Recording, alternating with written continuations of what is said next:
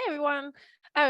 So I'm recording this separate from the actual group call because I wanted to not include the people that were on the group coaching call because we had like a really cozy intimate call, and I wanted them to be completely free to just say whatever they want without being recorded for eternity. So I'm doing this next day, and it's really windy today. And here in Spain where I live, the internet is a bit dodgy when it's windy, so you have to pardon me if there's a few glitches in the recording, but hopefully the audio should be running okay and you will learn a ton. I'm going really fast because this is how I work, and this is just a kind of a few quick tips I'm going to give you. So you might want to grab a piece of paper and a pen. You can pause the video if you want to, just so you can get like everything out of what I'm saying today. So at the end of it, I'm quickly going to tell you about the program I am starting up in January. Well, I'll teach this and much more if that's okay. So if you want to hear that, then keep on at the end. I want to speak about time management today because this is like literally the first subject I got coached on that I really dive deep into when I met coaching, because I have a very imaginative mind. I get really enthusiastic about stuff. I love having different hobbies. I love cooking. I love being with my families, traveling. And I also wanted to be this like really good veterinarian and do courses and go to congresses. And there just didn't seem to be time enough for everything. I always felt like I was running behind. And it was not until I met coaching that I realized how true it is what Einstein says, that time is literally relative, and we just tend to expand whatever we have going on and just fill up the time we have. And it doesn't really matter how busy you are physically, because you will just get busy with what's in your head and what you think you have to do. So I'm just going to go through these concepts with you that are definitely going to help you get a better perspective of where you are right now, why you're feeling so busy, and why you feel like you're running behind, because most of it is in our heads. Spooky. So you will notice when you have your week, how if you feel like you're running behind, if you're a busy person like me, if at home, right, your personal life, let's address that first. You might feel like you're always running behind. Oh shit, I need to feed the animals. Oh, I need to get this shopping done. I should really have answered that email. I need to call this person. I want to go and do this, but I should also take care of that. Like, you just have this like constant dialogue running in your head.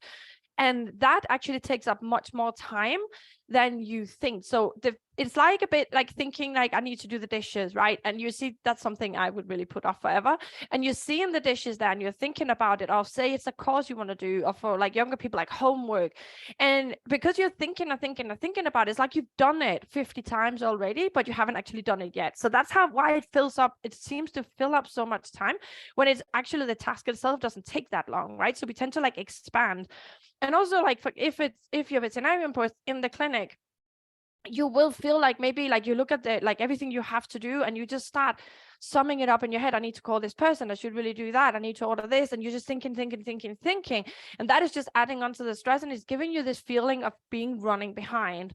So my first tip for you is to write everything down you want to do. And I literally I advise you to do it literally like if it is like a wishing list for Santa, right? Christmas is coming up. Well, in my eyes, Christmas is almost here, but like a wishing list for Christmas, right? Where you just write down everything you want to do. So if it's your personal life, for example, for me, like I want to do Muay Thai, I want to swim, go down to the beach and swim, I want to have coffee, I want to spend time with my husband, I want to watch this series, I want to spend time with my mom, I want to talk to my, I have so many things going on, coaching wise, vet wise, that if I don't write everything down, I really struggle to have an overview perspective of what I actually want to do. So the first tip is to write everything down. And this also goes for like when you start the day in the clinic, you could actually write down, okay, so what are the things I want to do today?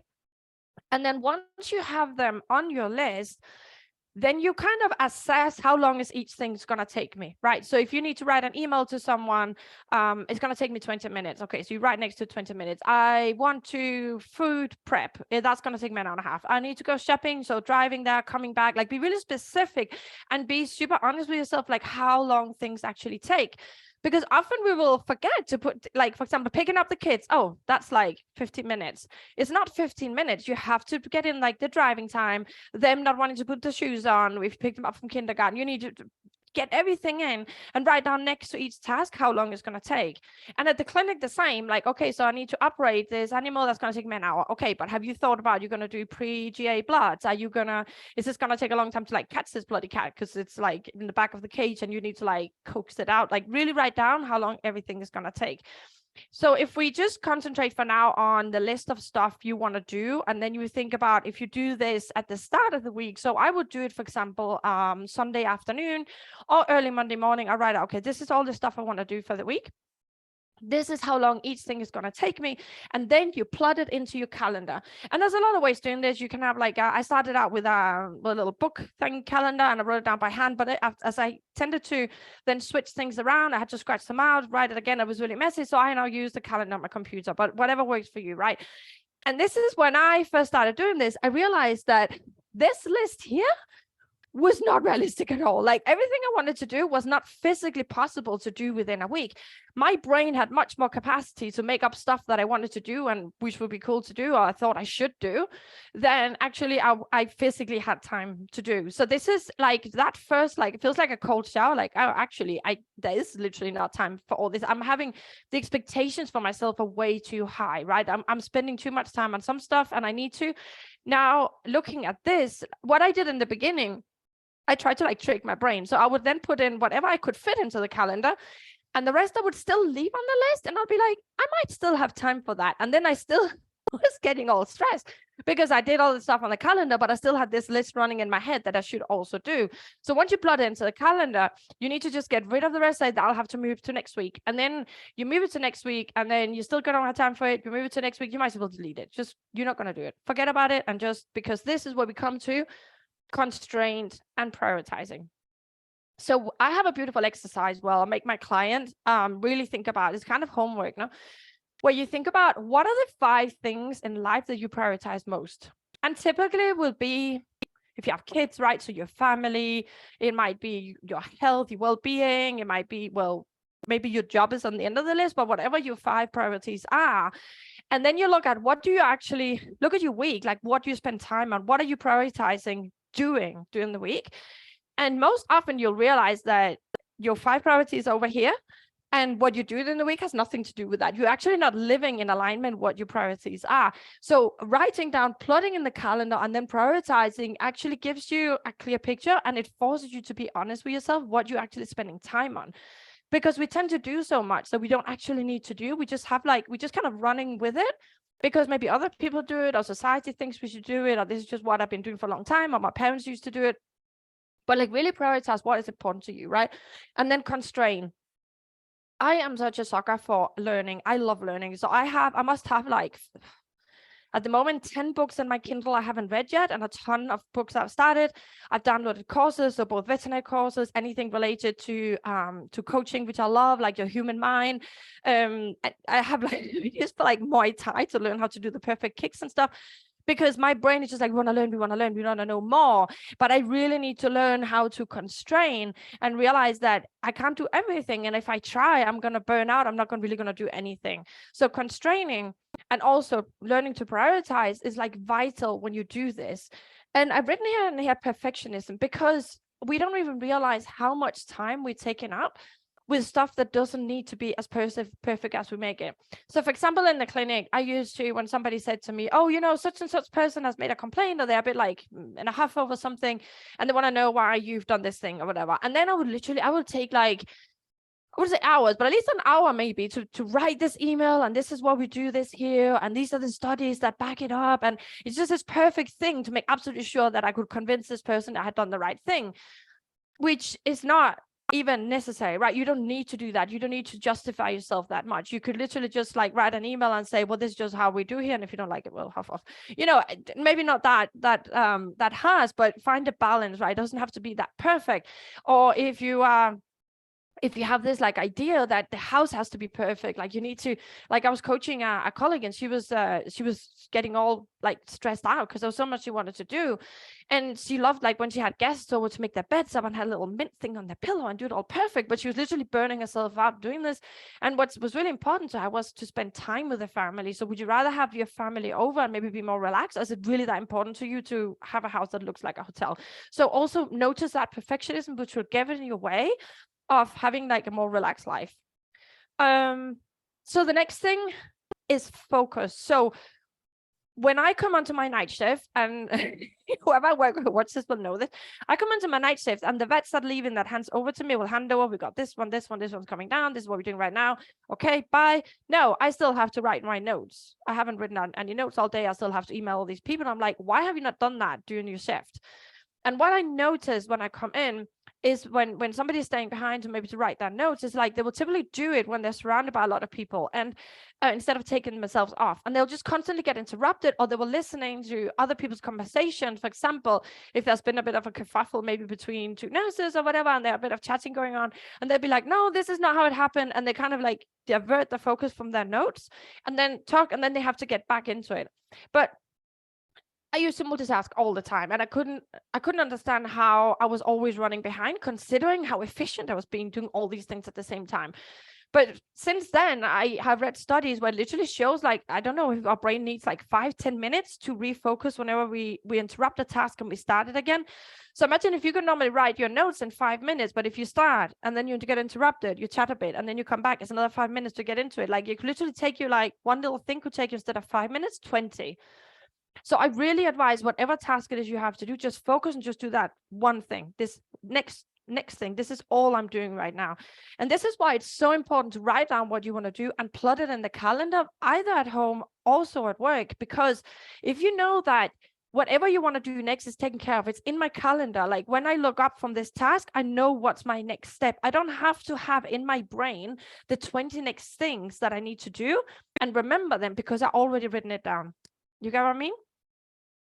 So that's why it's so important to learn how to focus, and that's why it's important to get out of your head everything that you think you want to do, because you need it out, so you know that the next step is already ready there waiting for you. And that's why it's also important to be able to constrain, right? Because if you don't have the next thing written down, then somebody else might come in and just ask you to do something, and you're like, oh, that'll be the next thing because they just asked me now, it seems more urgent. And then, no, actually, I have it in my calendar, what's my next thing. If I have time, or if this thing is really important that you asked me to do, I'll get some time for it, but I need to plot it in, and like not have like unrealistic expectations of what you can actually do in a day or in a week. Another thing we spend a lot of time, we would just waste so much time and so much brain power, is making a decision. This is something I see people spin and spin and spin and you just faff around. Basically, you're just making this like kind of soup you're swimming around, and you're not really getting anywhere. And this is when you're incapable of making a decision. Why is it so hard to make a decision? It's really hard because, one, we have fear of missing out. So if I choose this thing, then I can't have this. We fear that we might make the wrong decision. So if I now make the wrong decision, the consequences could be these. And then I'm going to beat myself up late on time, and I'll feel terrible because I made the wrong decision. In reality, there is no right or wrong decision. You just don't know how things are going to go. In the clinic, if I have a dog, right, and I have to make a decision, do I need to make a blood transfusion?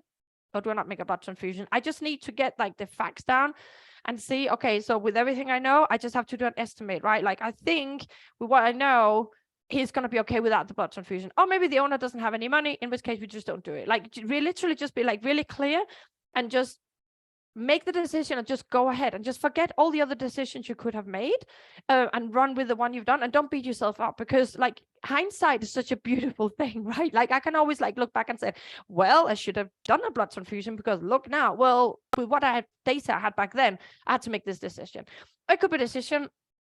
Like, I coach on like really big things, which is like, should I leave my partner or not?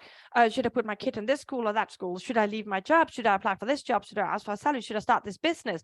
You know, there's so many decisions we want to make.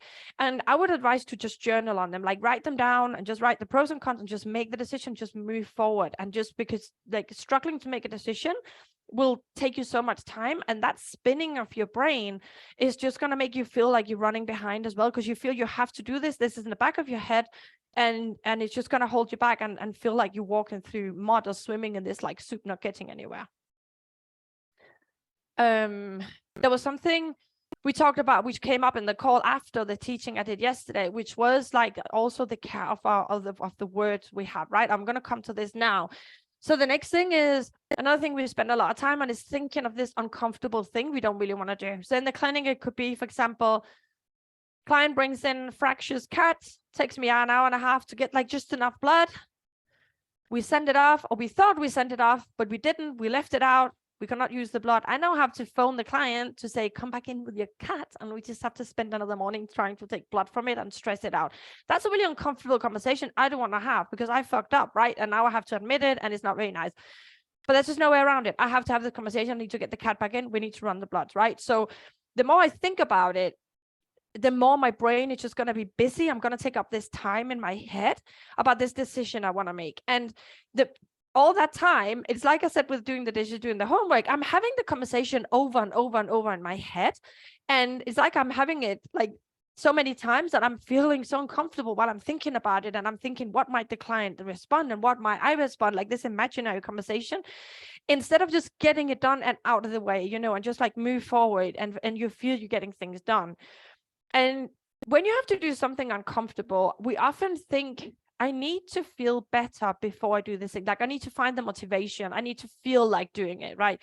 But the motivation will always come from the way you're thinking. So if you keep thinking, I don't really want to do this, I don't really want to phone this person, I don't want to do, for example, you know, when you have in the UK, you always have to do these trainings, like health and safety trainings, which are incredibly boring and they're always the same, but you just have to do them. So to have them in your inbox, knowing you have to do them, every time you open your email, they're there waiting for you. And then next time you open the email, they're there waiting for you. And then your manager's like, did you do the training? And you haven't done it yet. It's just like taking up all this space and space in your mind. And you're never going to feel motivated to do it. Like, when are you ever going to find the motivation for that? You just need to do it. And then once you get going, most times you then start thinking, okay, I'm doing it. And that's when the motivation comes. It's like when writers have like a writer's block, they're like, oh, I just need the motivation to write this book. But motivation is a feeling that comes from the way you're thinking. So, and often, you know, that's not going to change until you start doing it. So like, don't wait for motivation and just do the uncomfortable. So yesterday, what was just said before is, we touched on the choice of words, like stuff that like words that would literally hold us back from doing something, that will bring out the toddler, the rebel toddler in us and hold us back. So say, for example, doing the dishes. I say this because I hate doing the dishes. So say, for example, you have to do the dishes and you're like, I really have to do the dishes. I should do the dishes before I do this. Like I should have done the dishes by now. These words like this, have to, need to, should, shouldn't, should have, those words are triggers that will like literally trigger the 5-year-old inside you, and it'll be like, no, I'm not doing that, like literally putting their foot down, and it will delay you. So I really want you to notice, and this is why I always recommend journaling, because you're going to catch these words that will trip you up. So for example, we were touching about yesterday. So one person said, I need to go shopping, I need to feed the dog, I need to feed the cat. And I just want you to remember, and this is the last thing I'm going to teach you today, is that you always have a choice. So you chose to have a dog, you chose to have a cat, and you choose to feed them, because you're not a kind of person that let them starve to death or having to be like rescued by PCA because you're a terrible dog mom, right? So this is something you're choosing. And the extreme example is, if you have a baby, you might tell yourself, oh, I really need to change that nappy, or I need to feed the baby. But that is literally something you're wanting to do, right? First of all, you chose to have a baby, and now you're choosing to feed the baby because you don't want the social services to come in and take the baby away, and you'll feel terrible. But it's a choice you make, because not all parents would choose the same, because there are parents that don't feed the baby and the social services have to come in and rescue the baby, right? So it is a choice. Like paying the electric bill. Oh, I need to pay the electric bill, I have to pay the electric bill.